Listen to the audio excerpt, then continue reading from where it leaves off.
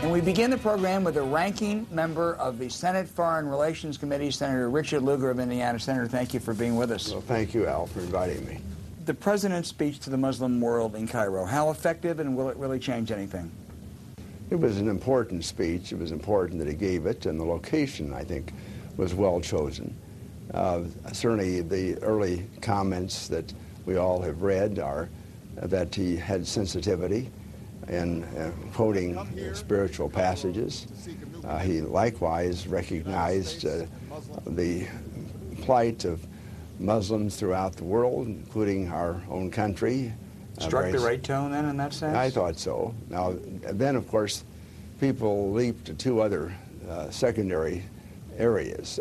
First of all, that rhetoric is one thing, actions and policy are another, and people making that comment feel that the policies don't necessarily follow the sensitivity of the president's address. The other, of course, was... Do you agree with that critique? Well, I think it's sort of piling on. In other words, I'm prepared to congratulate the president for really a signal achievement. It doesn't really change materially things on the ground. And when he attempted to talk about things on the ground, namely the Palestinian and Israeli situation, both sides felt that, after all, he was equating their plight with a great deal of equality. And as they see it, history hasn't been that way. If you were looking at it from the Israeli standpoint, it's the suffering in the Holocaust and on other occasions is well beyond what would seem to be found in equivalence here, and likewise the Muslim Arab world feels that clearly the Israelis are still intruders, and so you're sort of back to square one. The president's asking people to forget the past. Right. But you've seen the speech. Do you think there was a moral equivalence message in that speech?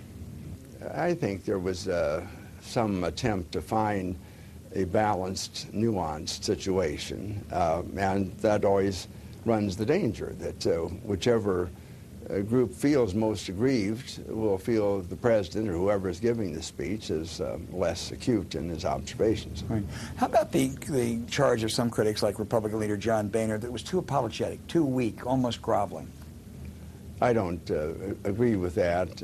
I believe that the president understands that American popularity in most of the countries, whether it's the Pew poll or others, indicates a lack of sympathy for our country. We always sort of rationalize and say, well, it's not the American people, it's the leader, whoever happens to be. And so some would say, after all, this is a new leader, and to some extent, because Senator Obama has attempted to strike some of the right notes rhetorically. There's something going for him there. But I would just say that for the moment, we probably as Americans need to give a lot of speeches in the Arab world. And tough enough on Iran? Oh, I suspect so, for that particular purpose. He's attempting to guide Arab nations at a time that they feel fearful of Iranian breaking out into nuclear weapons. They understand the problems that they would have with all of this, but they also understand the sensitivities of many people in the streets, literally, in countries where there are still very authoritarian leaders. Senator, every president since Lyndon Johnson has said Israel must suspend the settlements, any growth in the settlements in occupied territory. The Israelis have ignored every American president. Barack Obama has said it again. Benjamin Netanyahu has indicated he's going to ignore it again. There are almost 500,000 Israeli settlers now. If that's the case, should the U.S. take specific actions, cutting off aid or not sharing intelligence, or what stick does the United States have in that issue? Well, I prefer not to talk about sticks, and I suspect the president doesn't want to either at this point. Mr. Netanyahu's visit was successful in the sense that every one of us had good conversation. But you're correct that he was unyielding with regard to the settlement situation, and that's too bad. This is why, even though the speech was very important in Cairo, the timing of it really comes at a moment in which a new government has come to Israel, which is less likely for the moment, I believe, to get into a two-state solution situation. Likewise, the Palestinians.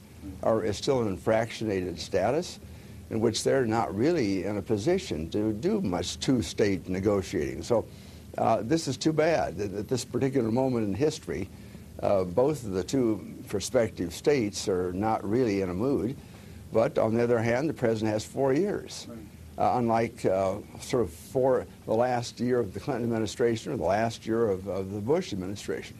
Let me turn to one or two other issues around the globe. North Korea, Kim Jong-il has said he's going to tap his youngest son to be his successor. From what we know, do you think that'll occur, and what are the implications? Well, for the moment, it would appear that Kim Jong-il was heralding the moment of selection by having another nuclear test, firing some missiles, one of them over Japan again, just to show the Japanese they still have the range, and really drawing the attention of the world to the fact that he is still in charge. Now, within North Korea, perhaps he is semi-in charge, but it may have been necessary for Kim Jong-il, as he thought about this transition, to set the stage within his own country with external activities. Let me ask you one domestic question. 11 years ago, you were one of 25 Republican senators voting to confirm Judge Sotomayor to this Court of Appeals. From what you now know about her record, are you inclined to support her for the High Court? Well, I'm listening very carefully, as everyone is, to what the judge will say to other senators. Likewise, there will be public hearings. It appears to me that she has excellent qualifications. I can't remember all the arguments that we had then, since I've noted that it was not unanimous, I think 67-28 or something of that variety. There must have been a debate of sorts even back in those days.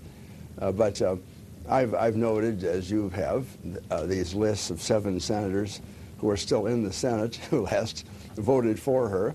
And obviously there's been a great deal of interest in these 7 because given the arithmetic in the Senate now, the 7+ Democrats that are there make it possible for her to be confirmed fairly easily. Right.